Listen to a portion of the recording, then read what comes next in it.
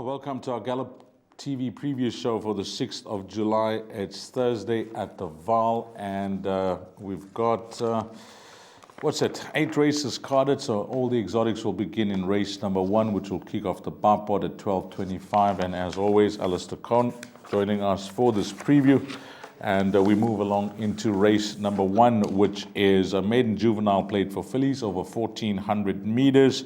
Welcome all our racing fans of Gallop TV. This is the way they're betting. Race number 1, horses in single figures. Number 3 is at 8 to 1, 4 at 3 to 1, 6 at 7 to 1, 7 at 7 to 2, 8 at 7 to 2, and 10 Village Green is a 10 to 1 shot. Alistair Cohen, how are you doing? And how's this card looking? Yeah, Dees, I'm doing well, thanks. Hello to everyone, all the viewers and all the listeners. I prefer this card to what I saw at Turfentine on Tuesday, and that actually turned out to be okay in terms of favourable results. So I'm hoping that my eye backs up what I think of this card. The place accumulator is my suggested bet. There are obviously 1 or 2 races where we need to put our thinking caps on, but I think overall, I think punters could be in for a good day. There are 1 or 2 that we can label here. Yeah, I think that that banker of yours on Tuesday arrived, and what a dividend. I think that pick 6, 7,900, that was a fair dividend in a pool that got over 700,000 Rand, and you were spot on with your selections. If the guys followed on Tuesday, they definitely got that pick 6 with the minimum spend. Race number 1, bar pot. How do we play it? One of the trickier races on the card, actually, Dees, because there's quite a bit of form to work with. I think number 2, I'll go in numerical order before I reveal my top choice. Number 2, Fairy Circle, I think back down the Vaal straight needs to be respected. She's been kept on the boil since her good run at her penultimate start. I don't know if she can win it, but I think she'll go into the quartet. I know I missed number 1, Catch Meow. I better mention that. First run for the yard. We know what that means. Number 4, Mocha Macaroon is banging at the door. I think that she'll be there and thereabouts. I can see her running a nice race. 6, Past the Baton, also has game. 7, Play with Fire, should be there. I know that I'm not simplifying things. 8, Silver Sanctuary is very interesting. This is a full sister to Safe Passage. I'd imagine that this will be a little bit on the short side, being by Silvano, but she won't have to be too special to win this. If she's 70% of her full brother, then she could very easily win this. But my 2 horses that I'm going to revolve my bets around are 9 and 10 here, Dees. Villa Samaya and 10 Village Green. I think Village Green's got a lot of scope to improve. She seems to stay on nicely enough on debut. The extra distance is bound to stand her in good stead. I spoke to Stuart Pettigrew before her first run, said no, she needs further. She ran like she needs further. Whether this run comes a little bit too soon for her to win remains to be seen, but I can see her getting into the top 3. And number 9, Villa Samaya, finished just behind Silver Hunt in her penultimate start. I know Silver Hunt was made to work hard at Turfentine on Tuesday, but the fact is Villa Samaya was just behind her. And then last time out behind Let's Go Now, she absolutely blew them away to Let's Go Now. So I think number 9, Villa Samaya, is a horse to watch in race number 1. Very tricky start. 9 and 10, the 2 horses that I fancy most. I like your thinking. As always, we give the single figure betting from Hollywoodbets, and I called out number 10, Village Green, as 10 to 1 because I took that betting down. And Alistair mentioned the pedigree of number 8, Silver Sanctuary. Well, Village Green, she is a half-sister to Climate Control. No doubt she's going to appreciate the extra distances, daughter of Flower Alley, and that wasn't the worst of debuts. Agree with Alistair with number 10, Village Green, the value, 10 to 1. Didn't take down the betting of number 9, Villa Samaya, but that could also be around 10, 12 to 1 in the betting. Race number 1, you could get a nice result in that bar pot following Alistair with numbers 9 and 10. On to the start of the place accumulator. Race number 2, maiden juvenile plate over 1,400 meters. And in this race, the betting from Hollywoodbets, horses in single figures. Number 2 at 7 to 1, 4 at 5 to 1. We got a 12 to 10 shot here in number 8, Pocket Watch. 11 to 2, number 9, Storm Ahead. And I think the obvious question, of course, number 10 is a card scratching. Is this the banker in the place accumulator on what we saw first time out behind Hawkbill? I've got 2 horses here, Dees. One of them is number 8, Pocket Watch. It was a very encouraging debut. He absolutely took off. He's bound to be a better, stronger and wiser horse this time around. So yes, I make him the horse to beat. But number 4, Emporium, keeps me very interested. They draw next to each other, and we saw Paul Matchett pull exactly the same move at Turfentine on Tuesday with a horse called Ampersand, who was having its 5th start, went over an extended trip last time behind a very smart horse. who ran second in the Grade 2 on Hollywoodbets Durbanville. I think number 4, Imperium, is going to give number 8, Pocket Watch, a race. They're the only 2 horses I can see featuring here. I'd like to take a boxed exactor in the second race on the card. I can't see too much troubling them, with the exception number 11, Wise Act. That's actually an interesting runner by Active War, related to some very, very well-performed individuals. And Samanga Kamala gets on board first time for Corne Spies. So that raises some alarm bell. But I do think if Wise Act doesn't feature, Beast is going to have some 2-year-old with ability. I haven't seen it yet, but I think that 4 and 8 should fight this out. These box exacts is the way to go, and I think I'll double up in the PA. And then the obvious source could be number 2, Brotherhood of Magic, for trifectas and quartets. But 4 and 8, I think you're safe with Alistair's numbers there in the PA. On to the big one, the pick 6. Get your bets on by 13.35. And this is over 1,200 meters. It is a maiden plate. Betting Alistair, number 1, Raptor Island, 6-1. Captain TikTok, number 2 at 6-1. Count your chances. Number 5 is at 3-1. 28-10, number 6, Vivacious Vicky. 7-2, number 7, Andy's Girl. And then the first time a Q the Rebel, Sean Terry's runner, is at 5-1. I don't know what you made of that debut from the Azzy horse. That's Adam and Mike Azzy's runner, but there was some betting support for the horse, Alistair, and was soundly beaten. I say soundly because I'm just having a look at the lengths-wise, 6 lengths, but considering the margin that the horse lost when the starter says go, it looked to be a fair run. All the rage was the horse number 7, Andy's Girl. She was punted as if the result was known, from 7-1 to 33-10, and it's not often I've seen an Azzy horse as green as that on debut. Azzy's get them right first time up, and Andy's Girl was just all at sea. It was not a pretty performance at all. She can only improve. The fact that Gavin Lorena sweated down to 55 kilos to take the rider number 7, Andy's Girl, I think tells you the expectation. So I've banked her in the place accumulator. I'll make her the one to beat, also with a sector allowance as well. The danger here is number 6, Vivacious Vicky. He's banging at the door. He's getting closer with each and every start. I'd expect him to be bang there as well. And the pick 6, I actually go with 3 horses. I'll go with number 5, Count Your Chances, just because she's overdue. But I think number 7, Andy's Girl, is well and truly on top in my selections in race number 3. I'm going to banker her in the place accumulator. 5, 6, and 7, the suggested numbers for the pick 6 there. And I'll just monitor the numbers as we move along, because on Tuesday, it was bang on with that banker, the 2-year-old from the De Kock stable, and it wasn't an expensive perm. Race number 4, Jackpot, 1,200 meters, maiden plate for fillies and mares. How they're betting here, number 2, Vilkies at 7-1. Then we go all the way down to number 9 at 33-10. 18-10, number 10, Midnight Stroll. And we got one more runner in single figures. Yes, we do. Number 14 is at 6-1. Considering the odds of this horse, number 10, Midnight Stroll, what is the fixed odds betting market telling us, against horses at 33-10 in number 9, and then only number 14 at 6-1? Just looking at number 2, Vilkies, that's at 7-1. I just feel, having watched that debut run, just like we spoke in the previous race, there could be much, much more to come from Terry's horse. I quite like Terry's horse. D's number 10, Midnight Stroll. Gavin Lorena takes the ride. The debut behind Ambram was a fair run. There was a bit of money for Midnight Stroll. Now, once we go down to the start, and I actually thought quite a bit of her. I think going up an extra furlong is going to help her to no end. I think the fact that run is going to bring her along. Terry also gets them right first time out, but I don't think Midnight Stroll was anywhere near the finished article coming to the races first time round. Running 5.5 lengths behind Ambram over 1,000 meters. I think Ambram's is a 1,000-meter specialist.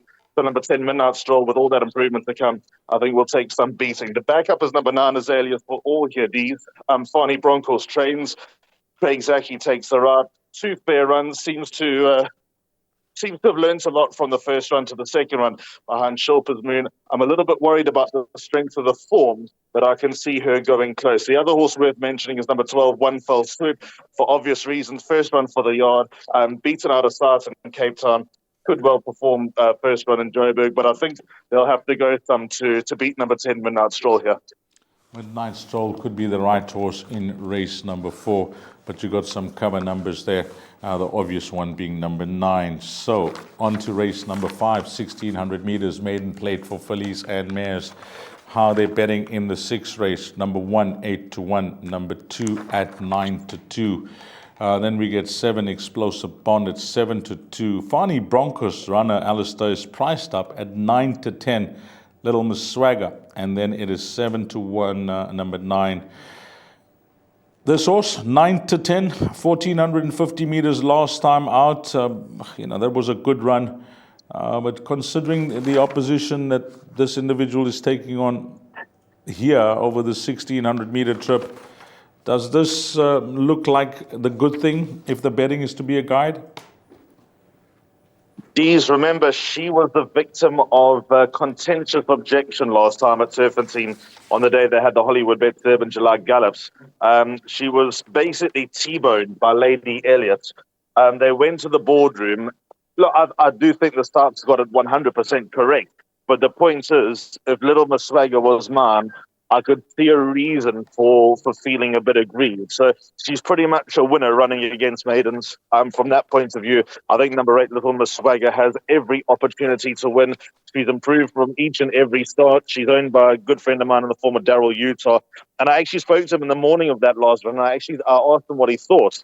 And he said that she's going to improve the further she goes. So here she is. She went from 1160 to 1450 and now over a mile. So number 8, Little Miss Swagger, I think, has set fair. We know the Vaal mile is a very difficult race. It's a can or you can't type of event down the Vaal mile straight. But with that said, I think that she takes on the right type of field to get out the maidens this time around. I'm interested to see how number 1, Countess Danza, runs. Last run was far improved for running second to Bless My Stars Full Sister, Let's Go Now. So I think number 1, Countess Danza, if she confirms that improvement, should go well. And Candice Dawson's only got one runner in the whole meeting, number 5, Bomber Grigio, who was well beaten first time out. I can't see her winning. Candice doesn't expect her to win second time out, but she can run into the top 4. She can make your quartets pay. Don't leave her out of your trifectas and quartet. And then Explosive Bond, all she needs to do is just confirm that huge improvement shown last time out, which was over 1600 meters. Who knows? She could be a factor here. Just for our pick 6 players, how many numbers would you include? Are you playing to possibly run for some cover with this 9-10 shot? I loathe to banker a horse down the Vaal mile straight in the pick 60, so I'm going to back her up with number 1, Countess Danza. But when you are backing her up with a horse that's run 17 times on the maidens, you know that you're looking for a bit of trouble. So I'm probably being foolish, but I am going with the 2. 1 and 8 there, guys. If you're looking for one more, as I mentioned, could be number 7. But 1 and 8, I think, could be the right move there, just reducing that spend of the perm. Race number 6, 1600 meters, maiden plate. How are we betting? We are betting like this: number 6, 33-10, 7 at 33-10, and then the even money shot here, which is Jordan. Terry and Habib will team up. Of course, Kelvin did partner this individual when debuting. And I looked up that form line, Alistair, and it just gives you more confidence, doesn't it? The front line, Mutarazi all winning, and just on a line through Mutarazi, the guys can clearly see that. If you're using Mutarazi as the line horse, and considering number 7 was beaten 2 lengths, then everything does point to number 9, Jordan. This has to be, if you're looking for the banker, as we said, we're going with one cover in the previous legs. Could this be it? Yeah, Dees, I think number 9, Jordan's going to be very hard to beat. What worries me slightly about Jordan, it's not often that horses flummox and puzzle Sean Terry. His comments to me and his comments officially before Jordan's debut were, it's a typical Silvano. He shows nothing at work. He's lazy, and I'm expecting him to improve from his first start. Well, if he does improve from his first start, just imagine what he could get up to here. He went to the front, and as you mentioned, the form is very, very strong with the front line of Mutarazi running in behind Jordan and coming out and winning. And I think both those horses are of a reasonable level. So number 9, Jordan, going the extra 150 meters with the run under the belt, even though taking on horses that also look like they're ready to win in the form of 6, George Handel, and 7, Holocene. There's obviously a line of form with Holocene and Jordan, where Jordan should comfortably finish in front of Holocene. So I think that can put any type of doubts at rest with those two. And then number 6, George Handel, going the mile for the first time. I'm not convinced. So I think everything points to number 9, Jordan. Again, because it's a mile straight, I'm a little bit hesitant. So I gave Silver Hunt a 9 out of 10 on Tuesday. She won. Jordan's a 9.5 out of 10 on Thursday. Yep, and if you're looking at the pedigree, Garrett Van Zyl trains the half-sister Evening Primrose, and she gets 2,000 meters comfortably. This horse, he must tick all the boxes. Come, race number 6, and hopefully Alistair's spot on with a banker that we're going for here in the 6th race, and I'm certain that you will get a strong run for your money if you go with number 9, Jordan, and hopefully straight into the number 1 box. Race number 7, 1,200 meters, merit rated 75 handicap. Yeah, we need all the help. I don't know how Alistair's going to try and narrow it down, but hopefully he's got a plan. Number 1 at 7-1, 3 at 9-2, 4 at 9-2, 5 at 9-2. Then we go on to number 9 at 5-1, and one more runner in single figures, possibly my roving banker in the field, is going to be number 11, Dark Tide, at 6-1. Can we narrow it down? We got the banker in the previous leg. If that has to arrive, I'd hate to see players go out in this leg. Well, you're asking me how I've narrowed it down. I've narrowed it down to 5 runners, so I've got just less than half the field here, Dees.